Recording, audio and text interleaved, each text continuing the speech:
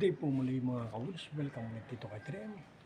Mga gawain na mawalang magawa. Ayan po mga kawuls, nakita nyo naman. Inahon na natin yung ating mga dahon na binabad ng 12 hours. So yan na po sila ngayon.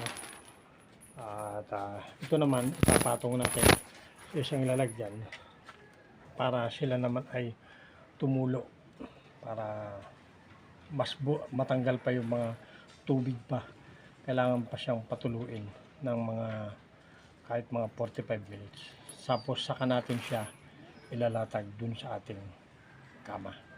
Yan po mga kawods, ang ating update dito sa ating sinisimulang pagtatanim ng Bulba mushroom. Yan po mga kawods, magandang umaga sa inyong lahat. Good day.